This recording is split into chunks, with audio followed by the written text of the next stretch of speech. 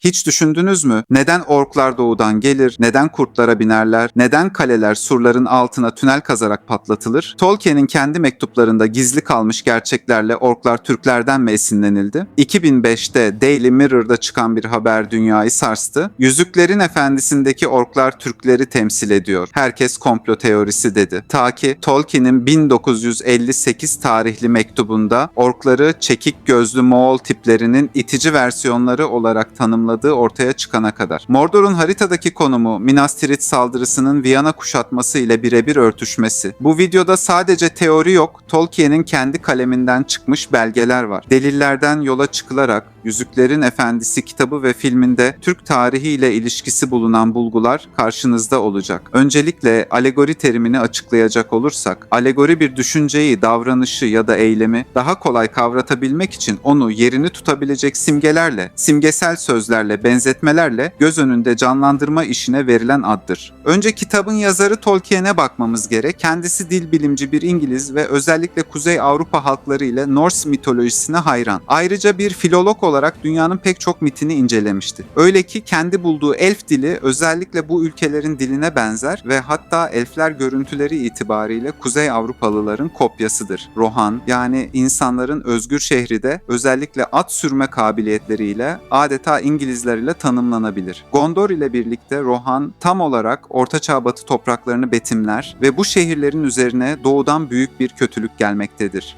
Mordor, doğudan gelen bu barbar kötülük Batı'yı yutacaktır. Hikaye tanıdık geldi mi? Batı Avrupa bakış açısıyla doğudan gelen tehlike Osmanlılar, Moğollar, Hunlar gibi kavimlerdir. Tabii ki bu tek başına bir alegori ya da tarihle direkt bir çıkarım denilemez. Ancak üçlemenin asıl temel ruhlarından biri doğudan gelen kötülüktür. Bazı yorumcular Tolkien'in bir İngiliz yazar olarak eserindeki çirkin, kirli ve sayıca fazla ork ırkını yaratırken Batı Avrupa'nın geleneksel olarak korktuğu veya düşman ilan ettiği doğudaki barbar halkların Türkler ve Moğolların basma kalıp özelliklerinden bilinçli veya bilinçsiz etkilenmiş olabileceğini savunur. Tolkien gençliğinde 1. Dünya Savaşı'nı yaşamış ve Türklerle İngilizlerin savaş dönemine tanık olmuştu. Gelelim orklar Türk mü sorusunun cevaplarına. Dünyaca ünlü eserdeki detaylar sizi oldukça şaşırtacak. Bu iddia ilk olarak 2005 yılında Daily Mirror gazetesinde ortaya atıldı ve dayanak noktası orkların konuştuğu dil olan Karalisa'nın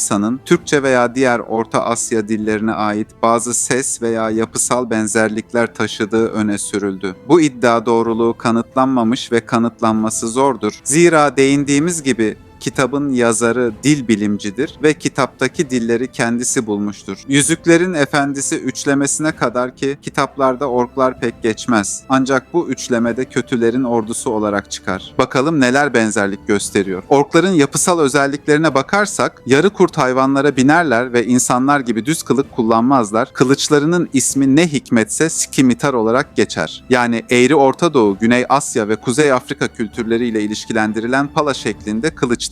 Türklerin simgesi kurda binen ve tarihimizde geçen kılıcı kullanan bir ırk. Orkların kitaba göre resmi kökeni, elflerin karanlık Lord Melkor tarafından işkence edilip bozulmasıyla ortaya çıkan tamamen elflerin tersi bir ırktır. Ayrıca kitapta ork ordusu Horde ismiyle nitelendirilir. Horde İngilizceye Türkçeden geçen sevimsiz ve kaba kalabalıklar için kullanılan bir kelimedir. Burada İki Kule kitabında yer alan ve ikinci filmde geçen Miğfer Dibi Savaşı'na bakacağız. Miğfer Dibi Savaşı'nda kaleye kapanan az sayıdaki Rohanlı'nın üzerine oldukça fazla sayıda ve dalga dalga orklar hücum eder. Bu orklar Saruman'ın büyülerle ürettiği Uruk-hailerdir. Uruk-hailer diğer orklara nazaran daha disiplinli ve güçlüdür. Yine bazı yorumcular Uruk-hailer ile Yörükleri okunuş nedeniyle özleştirse de bu öznel bir bakış açısıdır. Buna karşın tarihsel gerçek Uruk, Gılgamış tarafından kurulan Sümer başkentidir. İlginç mi? Bitmedi. Eski Yunanca'da Uruk şehrinin adı Orkoi'dir. Miğfer Dibi Savaşı'nda orklar kitaba göre Saruman ateşi diye büyülü bir patlayıcı kullanır ve surların dibine yerleştirdikleri bu ateş ile surda delik açarak kaleye girerler. Tanıdık geldi mi? Osmanlı ordusunda pek çok fetihte özellikle İstanbul'un fethinde kullanılan ve surların altında gedikler açarak bu tünelleri havaya uçuran Yeniçeri Birliği lağımcılar ile ne kadar birbirine benziyor. Benzer şekilde kralın dönüşünde Minas Tirith'in kapısını Grond isimli kurt başlı bir koçbaşı kırar. Şimdiye kadar duyduklarının belki mantığınıza yattı, belki de hadi canım sen de dediniz. Ancak şimdi duyacaklarınız tamamen gerçek ve bakalım kitap o kadar masum mu? Tolkien 1958 yılına ait mektubunda orkları şu şekilde tanımlıyor. Bodur, geniş, basık burunlu, soluk tenli, geniş ağızlı ve çekik gözlü, aslında Avrupalılar için en az sevimli Moğol tiplerinin aşağılanmış ve itici versiyonları. Dahası kitabın ünlü yazarı Tolkien'in Milton Waldman'a yazdığı 1951 tarihli ünlü 131 numaralı mektubunda aynen şöyle der. Güneyde Gondor gücünün zirvesine yükselir, neredeyse Numenor'u yansıtır ve daha sonra yavaşça çökmüş Orta Çağ'a bir tür gururlu, saygıdeğer ama giderek güçsüzleşen bir Bizans'a dönüşür. Yani yazar açıkça Gondor'un başkenti Minas Tirith'i Bizans ile ilişkilendirir. Peki Minas Tirith nasıl kurtuldu? Rohan kralı Theoden'in komutasındaki Rohirrim süvarilerinin tam çöküşün eşiğindeki Minas Tirith'e son anda yetişip kuşatıcı orduya yandan vurduğu o efsanevi hücum 1683 yılında Jan Sobieski önderliğindeki Leh süvarilerinin düşmek üzere olan Viyana'yı kurtarmak için Osmanlı hatlarına yaptığı ünlü taarruzla şaşırtıcı derecede benzer. Peki bu paralellik sadece bir tesadüf mü yoksa Tolkien'in bilinçli bir alegorisi mi? Şimdi gelelim can alıcı noktaya. Orta Dünya haritasını gerçek dünya üzerine oturttuğumuzda ilginç bir tablo ortaya çıkıyor. Shire Londra çevresine denk getirdiğinizde Mordor'un kabaca İstanbul civarına yerleştiği görülüyor. Ayrıca Sauron'un kulesi Minas Morgul aslında Gondor'un elindeyken